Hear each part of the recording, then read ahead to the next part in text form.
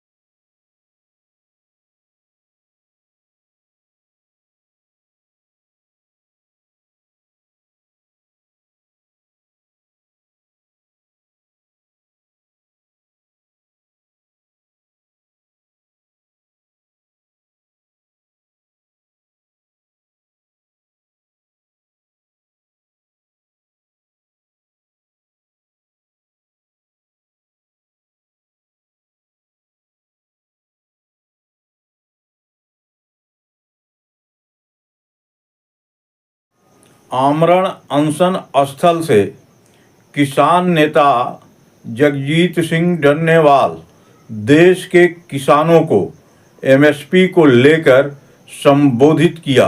आप देख सकते हैं कि अपने संबोधन में किसान नेता आमरण अनशन पर रहकर देश के किसानों को किस तरह से संबोधित किया, किसानों के लिए क्या कहा, आप देख सकते हैं। सभी पत्रकार भाइयों का सबसे पहले मैं दोनों मोर्चों की तरफ से धन्यवाद करना चाहता हूँ। आप हमारे मोर्चे की एक एक बात पूरे दो देश के समक्ष रखने का काम कर रहे हो, सबका इसके लिए धन्यवाद। और उसके बाद हमारी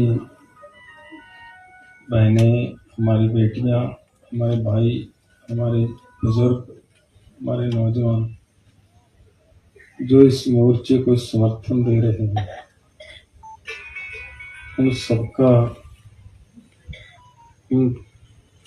दिल की गहराई से धन्यवाद करना चाह रहे हैं कि आप इस मोर्चे को अपना मोर्चा मानकर लड़ रहे हो। ये मोर्चा आप सबका है।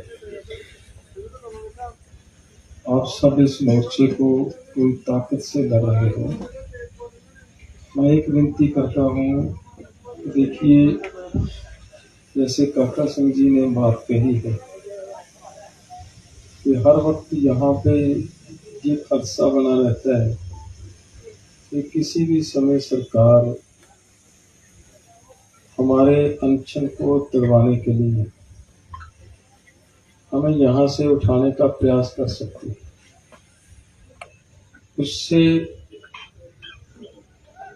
बचने के लिए, मोर्चे को बचाने के लिए जितने हमारे वॉलंटियर्स हैं वो सब अपनी अपनी ड्यूटी पूरी मुस्तैदी से निभा रहे हैं।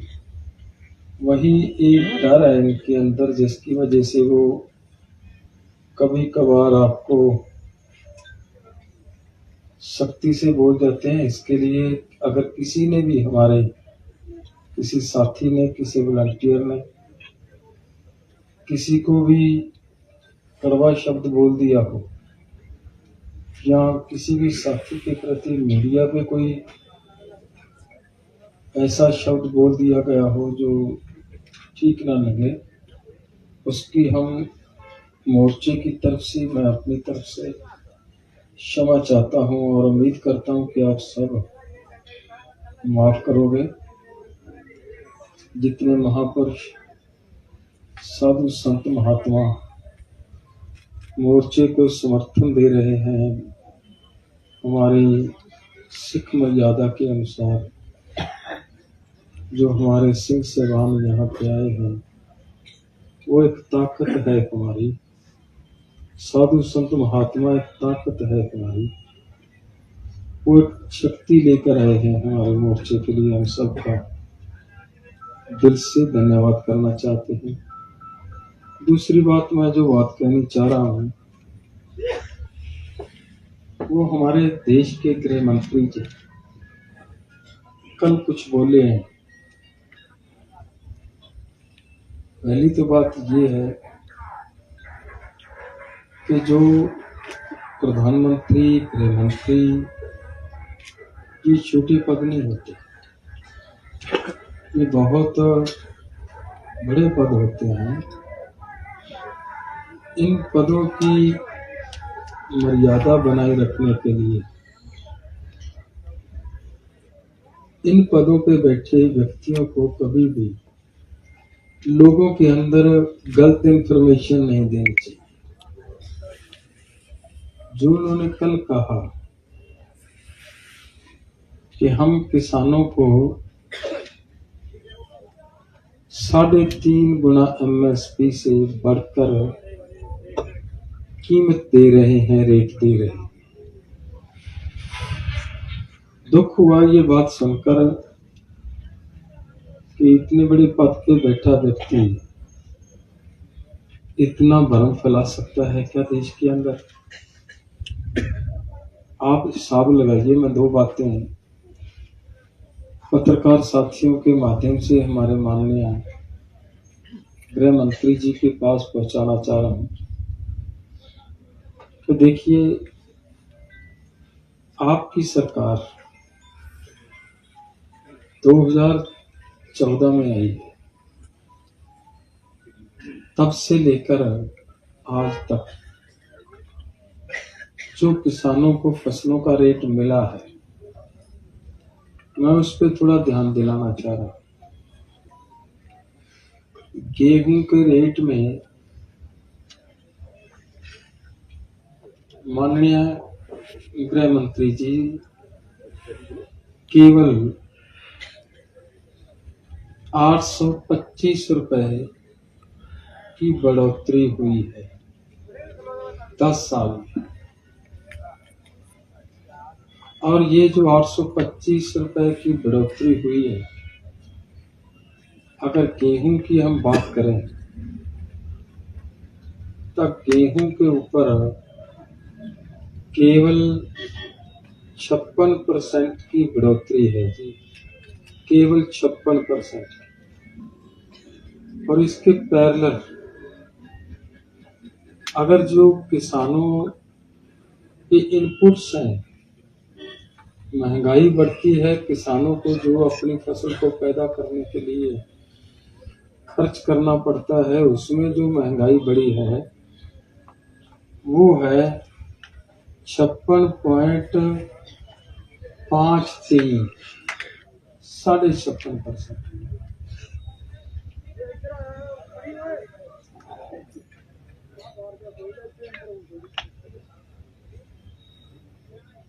वो 56.5% की। तो बताएं, आप सब इस बात का हिसाब लगा सकते हो कि महंगाई बढ़ी है, जो किसानों ने फसल के ऊपर खर्च करना उसका पैसा बढ़ा है, या किसानों को जो दिया जा रहा है वो बढ़ा है।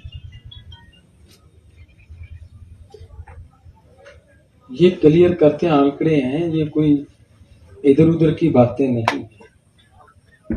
तो उल्टा किसान की जेब से आधा % जा रहा है जो आपने दिया।